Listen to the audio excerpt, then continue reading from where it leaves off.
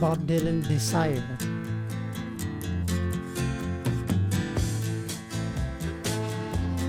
Hey. It's kind of a sad. What is that instrument? She sees a bartender in a pool of blood. Cries out, my God, they've killed them all. Here comes the story of the hurricane. The man the authorities came to blame. For something that he never done. Put in a prison cell, but one time he could have been the champion of the world. Oh man.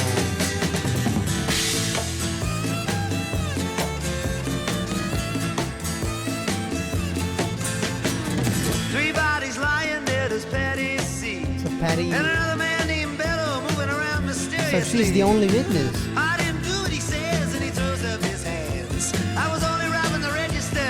I hope you understand. I saw him leave, and he says, and he stops. One of us had better call up the cops. And so Patty calls the cops. And they arrive on the scene. I love those trains, with their man. red lights flashing in a hot New Jersey night.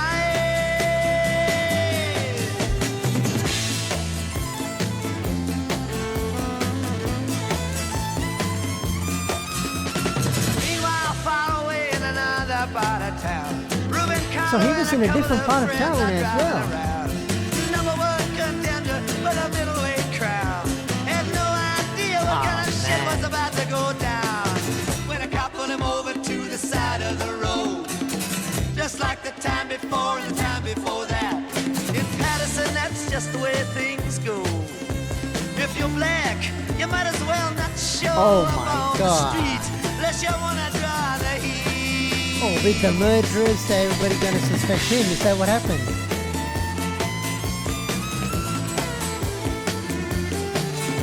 Alfred Bello had a partner and he had a rap for the cops. Him and other Dexter Bradley were just out prowling around. He said, I saw two men running out who looked like middleweights. So they. Jumped into a white car without upstate plates. And Miss Patty Valentine just nodded her head. Cops said, wait a minute, boys, this one's not dead. So they took him to the infirmary. And though this man So could it hardly appears that see, hurricanes. told him he could identify the guilty man. What? So he's now fit enough to identify witnesses. They took him to the hospital and they brought him upstairs. The wounded man looks up to his one dying eye. See, why'd you bring him in here for? He ain't the guy. Here's the story of the hurricane. Wait, so he told that he's not the man guy. the authorities came to blame for something that he never done. Put in a prison cell, but one time he could have been the champion of the world. man.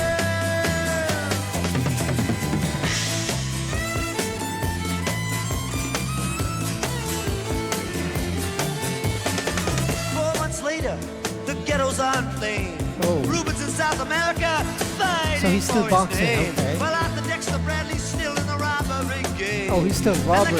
So that's his fault that that guy almost died, right? Remember that murder that you happened in a bar.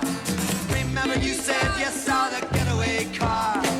Thinking like to play ball with the law. Think it might have been that fighter that you saw running that night.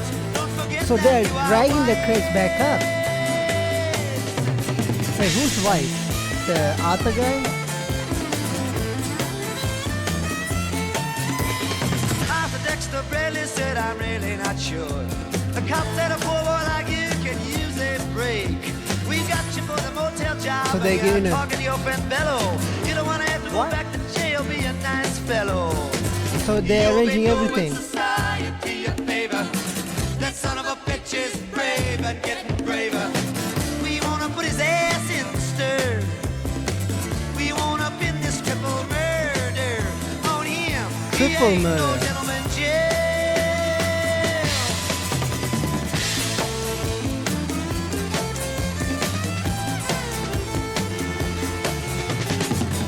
could take a man out with just one punch, but he never did like to talk about it all that much. It's my work, he'd say. I do it for pay. And when it's over, just as soon go on my way up to some paradise where the trout streams flow and the air is nice, and ride a horse along the trail. But then they took him to the jailhouse where they tried to turn a man into a mouse.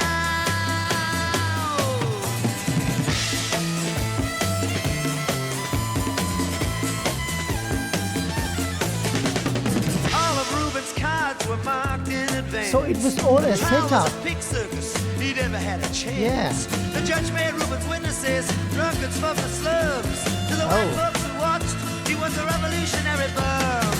And to the black folks, he was just a crazy nigger. Oh, he said the No other one one. doubted that he pulled the trigger. So no one doubted that he did. Produce the gun. The DA said he was the one. Oh, they could not even get the gun. And the old white jury agreed. That's like they set him up, found a scapegoat, and just put him on the blame, and everybody's racist for him. Reuben Carter was falsely tried. The crime was murder one. Guess who testified? Bello and Bradley, and they both all did Yeah, lie. those were the real robbers. They all went along for the ride. How can the life of such a man be in the palm of some fool's hand? To see him obviously framed. Yeah. Couldn't help but make me feel ashamed to live in a land where justice is a game. True.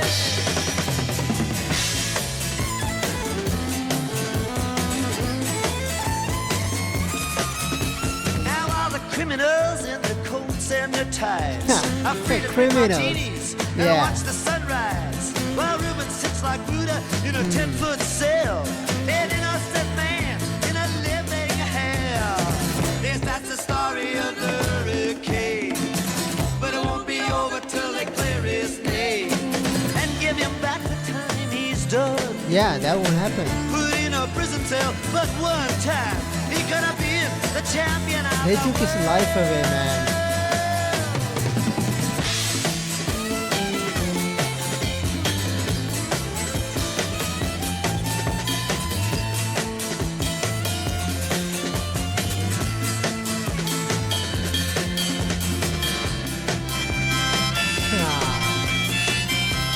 We got the harmonica.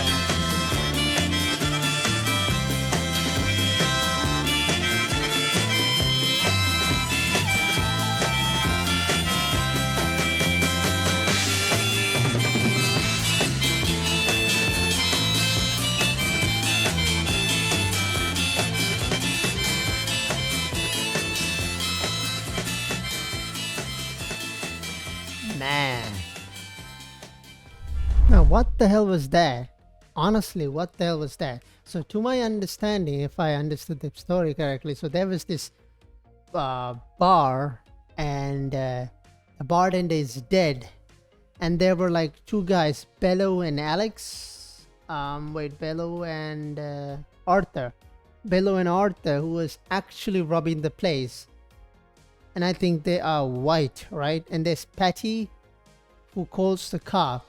But I think Hurricane and his two friends were also in the bar, and they left before this incident happened, right? So they left in a car to and they I don't understand how in the hell Arthur and Bello get away with it. Like, the cops literally say, a poor boy like you could use a break. We got you for the motel job, and we're talking to your friend Bello. Now, you don't want to have to go back to jail. Be a nice fellow. You'll be doing society a favor. That son of a bitch is getting braver. Or so basically, like they're saying, we got you for the motel job. Like saying we filed charges for you for that motel job, and so you don't have to go back to jail again. We'll not press charges for you for this one. So why in the hell cops did not press charges for that? is this racism or something like that?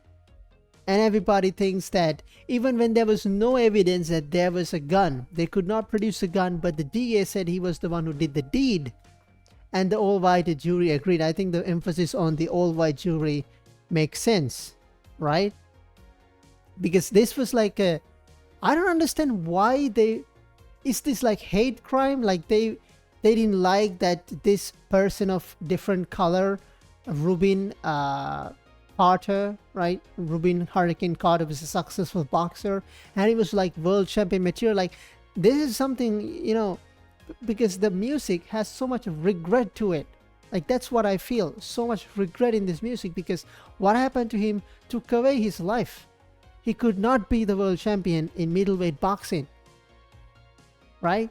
So was this like a hate crime? They were so downright jealous and hated that they wanted to frame this guy and took his life away? Because to my understanding, he had no connection, and they did their utmost to make him, to frame him, basically.